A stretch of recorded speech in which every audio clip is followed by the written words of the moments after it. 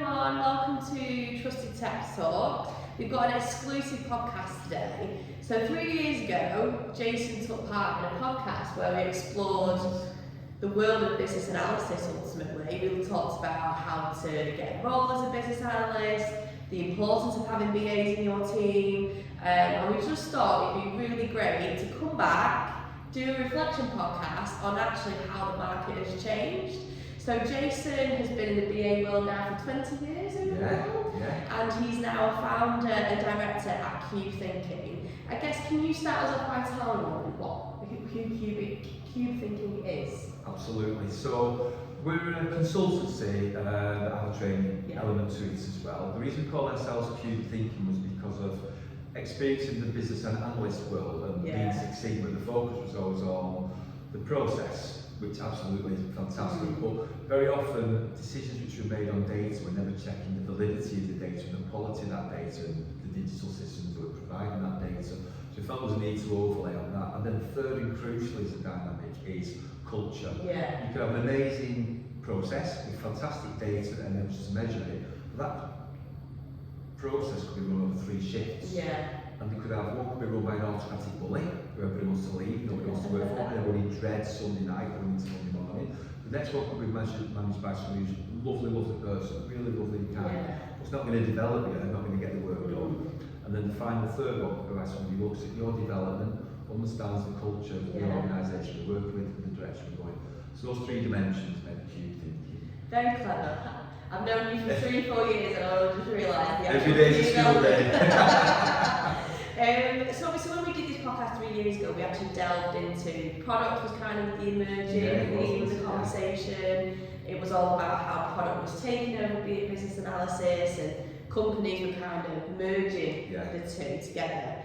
I guess from your side, has the difference between the 2 roles remained the same, or would you say now the role of a BA and a product owner are still very much different as they were 3 years ago?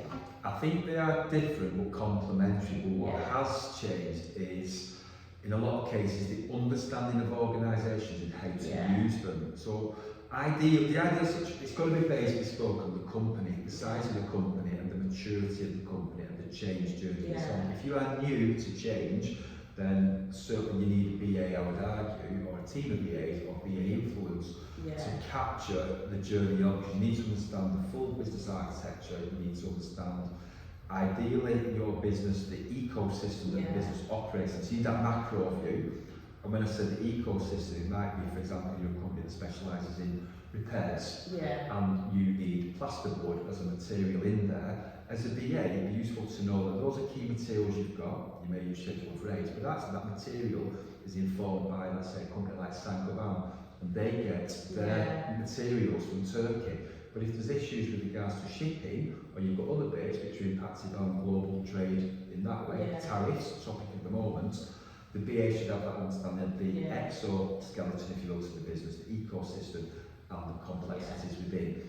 But then, as a business grows and you've got specific product lines, and sometimes that can link to value streams, then a product owner is essentially, they've not got that wide lens, they've got a focused lens on the product and where it is. But even in that situation, a BA arguably still needs to be looking at the macro view to inform the micro view that the product owner's got. If you're a smaller business and you go straight into a product owner, even though you've got a product that may benefit from a product owner, if you've not got that BA lens, you don't know what you don't know.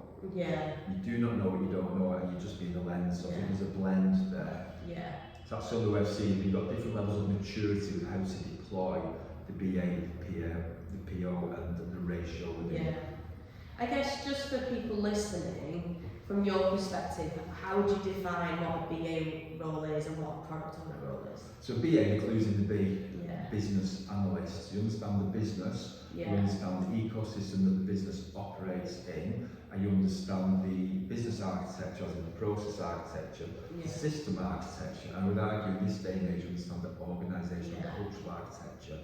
You've got that wider elements as opposed to the PO, who's got responsibility for, arguably there's benefit from having an understanding of that as a generalist, but then as a specialist they need to know all the product features that you've got, how they are interwoven, Yeah. and they're effectively acting as the advocate for that product Yeah. through that journey. But recognising that product may have a beginning and an end. Yeah. You may step away at prototype and you may keeping it through life cycle Yeah. on there. At the same time, looking at that in the spirit of that product only, some businesses, and I can think of a business that I did last Monday, they effectively use a skunk works principle, which is where ideation is going to come out from a separate building, so the thinkers and the ideators and the creatives are not disturbed. They spin out a product owner then leads on that product. However, the BA element is informing the creation of the ideas and the new ideas, because many businesses also need new product development. They're not one-trick ponies. Some are, some are not. So it's considering, and all this leads to what needs to be done for your business is bespoke. But one point to mention, in this country, 99.9% of businesses are SMEs, small to medium-sized businesses. Very often when we think of these things, oh, this company's doing that blue chip company's doing that.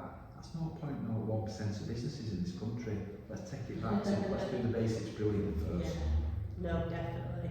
So I guess like when we originally spoke, we definitely touched on when the product and BA roles should be merged, should they be merged, should they always remain sort of separate roles anyway regardless. I guess how do you think that has changed over the last 3 years? I think we're seeing a split, but those who are more mature who get what the ratio is of BAs to POs are, or when's the right time to move from BA only into BA and PO, and also recognising, does that align with the business's new product development and new product flow that you've got? Because a BA should not only just looking on products, it should be looking for problems that it needs to solve. And in some cases, products that need to be eliminated. You're going to lose that lens if you PO. So there's a maturity piece. Very often, as we saw in the BA world 5-6 years ago, some people come away from the BA world and say, shiny toy, we need a BA. That way then. And if that's the case, this is where we often get involved with regards to helping businesses make that decision. What do we need at the stage we're at? What's our roadmap? Are we going to be spinning out prototypes like a manufacturer would, or like in a tech company or otherwise, or spinning out services? Because you can argue a product owner could not only be for a product, but could be for a service too. They've still got ownership, they've got a lens there with everything within there. Also think for the people concerned, as a product owner, there's something to consider that you, as you grow in your knowledge of the product, you could be cannibalising some of your knowledge that you have as a BA on regards to the economic sort of wider area too. So there's balances to come, and that's why I think you need somebody who's senior enough to understand and understand what's happening and how you're playing it, and also just looking at the development of those product owners, so they're not cannibalising their careers by staying that. And I think a lot of the time as well, you probably see this, obviously a business analyst will typically sit under tech at the moment. We do see that where they sit under the tech as opposed to sitting under the business. You know, that's a sore point with me. A very touchy subject. But it's true, it's reality. I think a lot of the times these roles become very easily managed because a lot of the times senior people don't also understand the difference between them. Well, this is where often BA functions, they need to consider themselves like an internal consultancy, and to sort of consider how they actually communicate their message. What's their internal brand value proposition? How are they positioning themselves? What's their brand offer internally?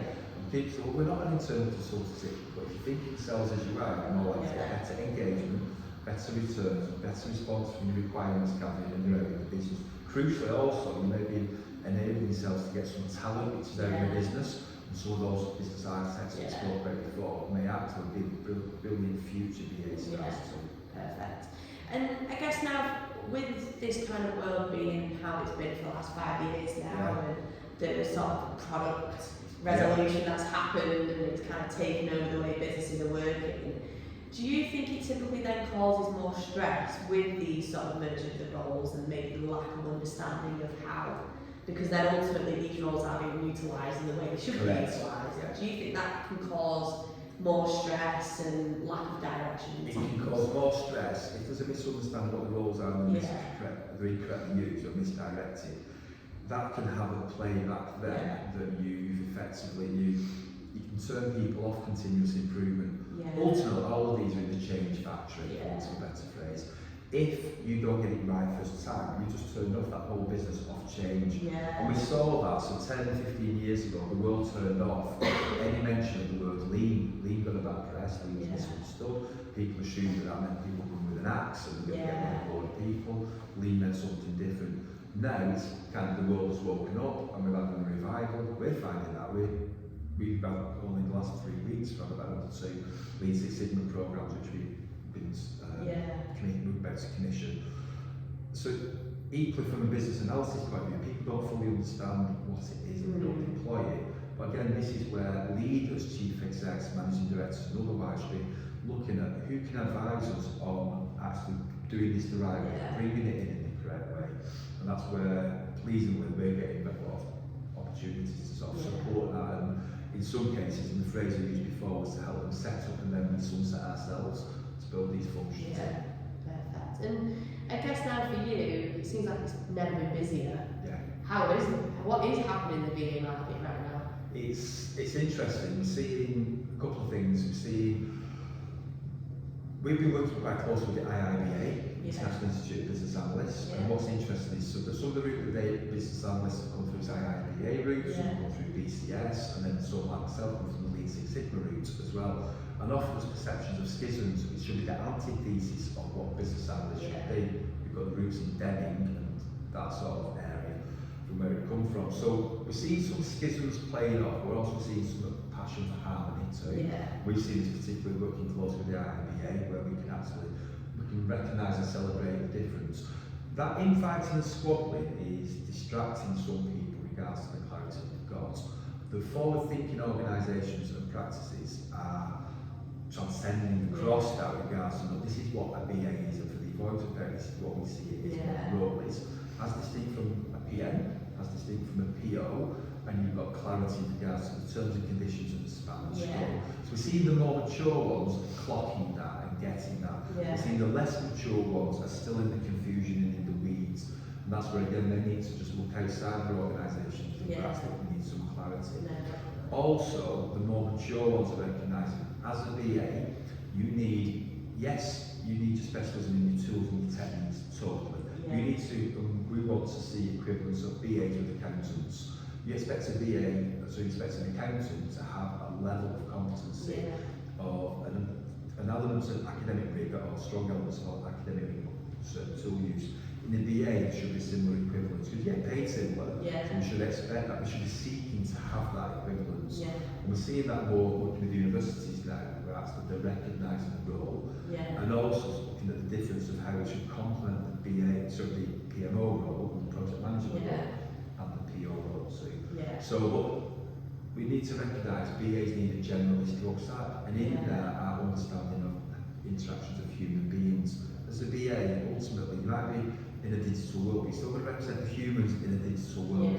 You're not going to get them requirements just from the system, you're going to get them from a human being in there. And actually the problem that you're trying to solve as a BA should actually, be considered that it might be an analog solution too. So it's considering that in there. And that generalist rucksack at the same time should be professionally regularly updated. For example, as a BA, you don't need to be a cybersecurity expert, but if you had an awareness to a proficient level, and the IIBA had the BALOC, which you might have heard of, the business analyst group of knowledge, and they're now developing something similar in other areas, where you could then say, well, hang on, we're developing this product, are we checking for cybersecurity here? Are we checking that there's weaknesses? Do we not baking them in at the beginning, rather than further down the line, which is typical what happens, it's an afterthought, let's come past the prototype, we need to check this out for cybersecurity. We could have baked that in earlier on, or we need to check that this product is okay for people who are colourblind. We'd have had some awareness of diversity, equality, inclusion and belonging. We've been checking some of these things out. This service works fantastically, and everybody's going to use it. It's going to use it on Saturday morning. We just excluded the Jewish population. Just check and do some checks and balances. So the human toolkit does always need to be recognising ways in the world, and equally some awareness of economics. Go back to the supply chain before. That's it.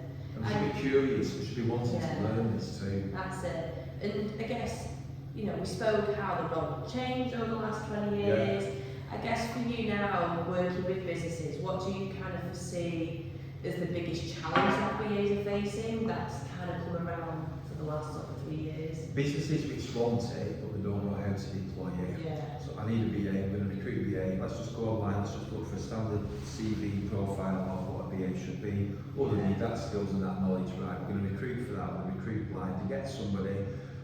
That BA may or may not be trained in a particular way, obviously there are schisms, so you might get a BA who's not the best fit, but fitted for purposes of that interview. So you're not going to get onboarded correctly, we're not going to get clarity in how to give them projects or how to solve some build. In my case, for example, when I went into social housing with the remit of bringing lean manufacturing into there, was first job first, get the business to like you, so you understand the people buy off people, building on that then, build up your own funnel internally, treat yourself as a consultant, build it up, build up the relationships, spot where the hotspots are and build it up and build up a 3 years running cyclical funnel in that way. I was onboarded correctly, I was given clarity. If you're not, then you're like, the organisation doesn't know to people, we need to just check what processes we've got, but we don't know what processes we've got. That's the first job. Working through, we don't know what systems we've got. We've not got the system architecture in that bit, or we don't really know from our system inventory what we've got.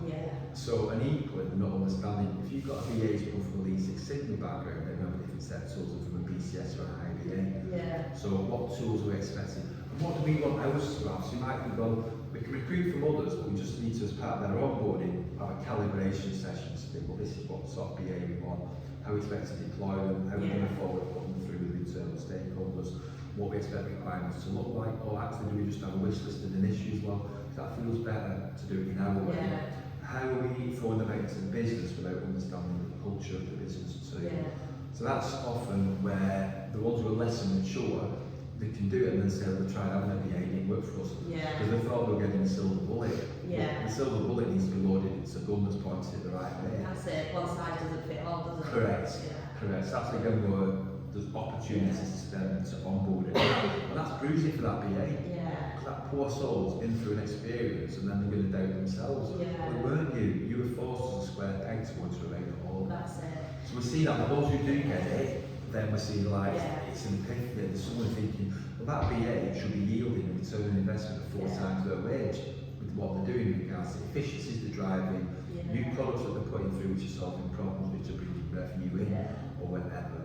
But again, it's the smaller the business, you do want to make sure that that generalist toolkit is strong with curiosity, it's culturally aligned, and also enables them to have entrepreneurship or to bring intrapreneurship in, so that they're actually got market awareness and market points, and that gets missed sometimes with regards to some systems-based BAs who, we spoke about the power of the prefix last time, if you're a digital BA, where some of them would have been benefiting from actually having a steer with regards, well, just hang on a minute, let's just make sure you understand the organisation room and how it works, because not every solution has to be a digital solution.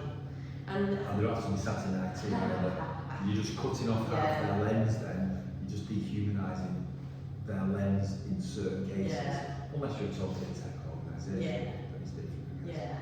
And I know we spoke a lot about it recently, we do hear, at the minute in the BA space, a lot of companies are upskilling non-BAs into BAs, so upskilling maybe SMEs in the business who even know their systems or products really well, or just people who maybe have expressed an interest and been in the business a while, so know the processes, know what works, and then obviously then they're sitting back thinking, actually, do we need to hire externally as well?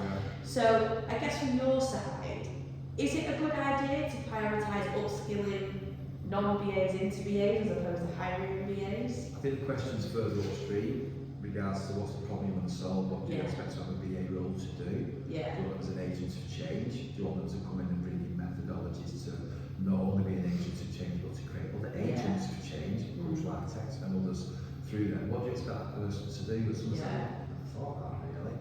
So it's considering what's the actual purpose of that. And then, when you understand what that is, then you could recruit internally, but go back to the behaviours and recognising that you need certain behaviours. You don't just need the skills and knowledge to look before, but there's a lot of behaviours that a BA will benefit from. A lot of BAs are very lateral thinkers, perhaps a whiff of the ADHD. That's why they can handle multiple concepts in the brain at one time, but they may be less compensated in other areas too. So what you're expecting them to do and how you're expecting them to go on that journey. And going back to the internal external thing, developing somebody's great if they're the right person. But you can't create a BA out of fresh air. Ultimately, you can get somebody who can follow methodology, can understand that. If they're not driven by that curiosity, ultimately it's going to feel like an absolute chore, and that's going to play out when you're facilitating workshops.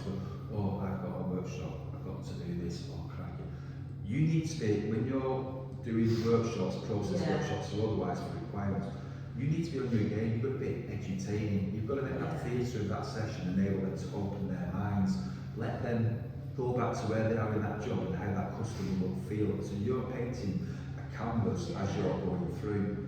That's something where sometimes there's a little bit more of the creativity, the artistry of that. So the behaviours that matter massively too. Sometimes maybe to start with behaviours and overlaying skills. And that's it, because like I was gonna ask, what example would you think you would actually advise someone to upskill internally, I suppose? Is there any examples where you think actually upskill the right person will be better? If they display that curiosity, so we've set money traps, Yeah. we've done this in many places before, so you've got your change function, or you've not got a change function, there's a change which is needed, doing these steps, they don't get any ideas, whatever. And if you want to, if anybody's there, I'll stay behind at 5 o'clock. You have a slight stretch.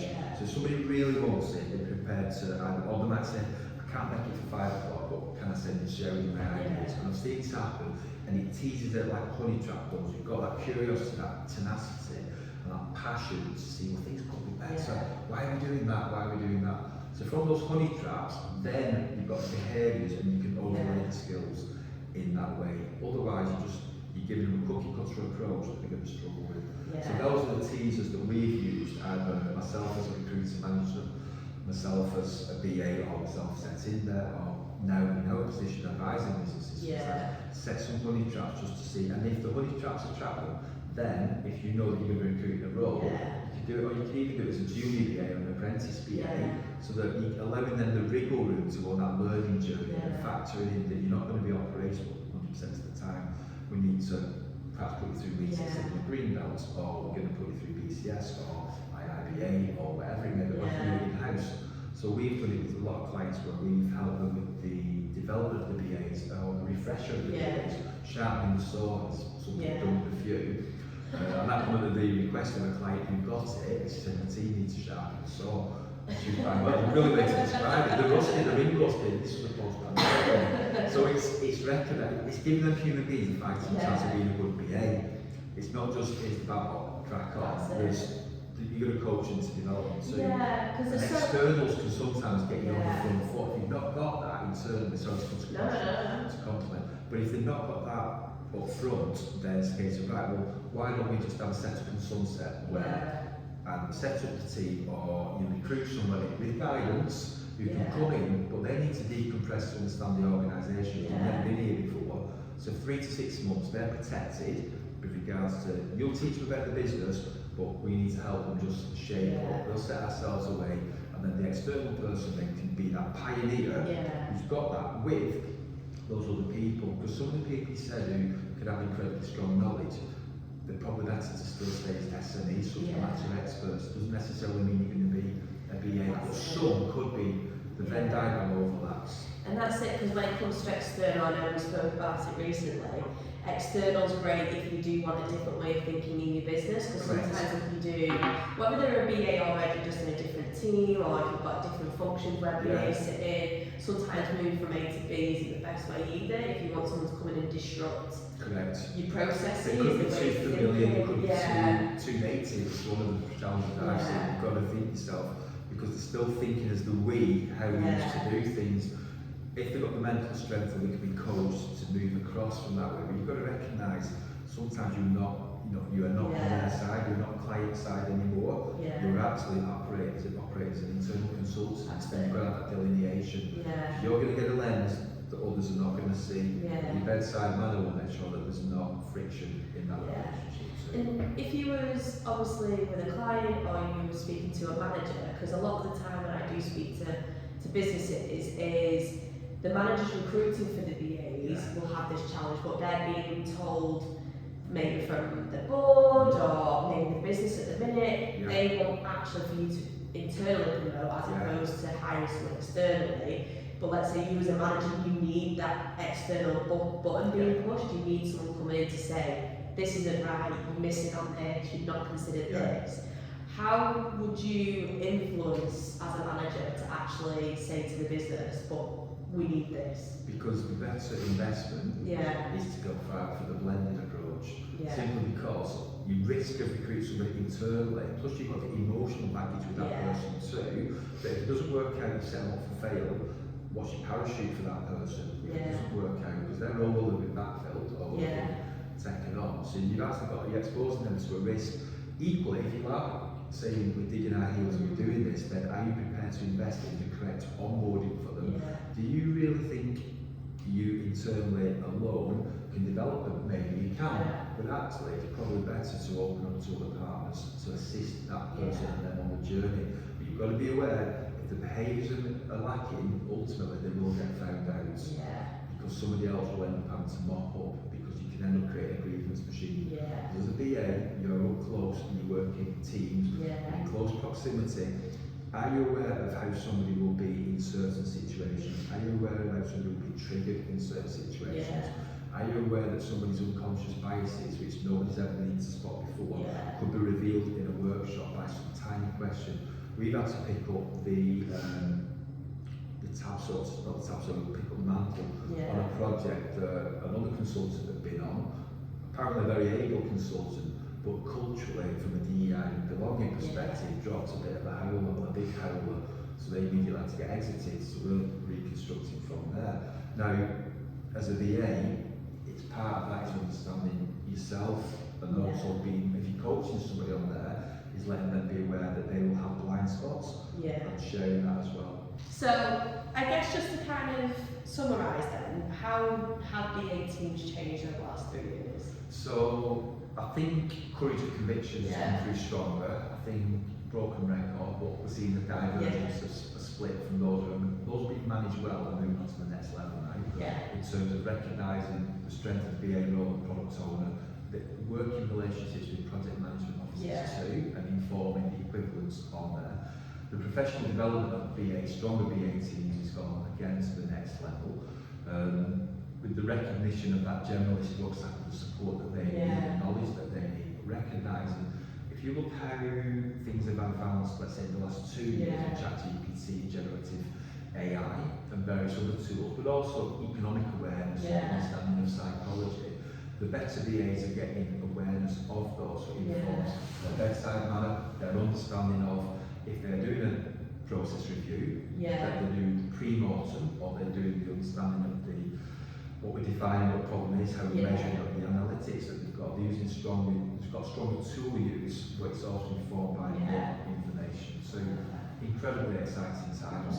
So we're seeing the army of BAs as corporate commandos is only going to get stronger, but we do need that equivalence, broken record, business analysts and accountants. No, perfect. Well, thank you so much. What a privilege. Thank you so much. Where did those 3 years go? I know, it didn't feel like 3 years ago.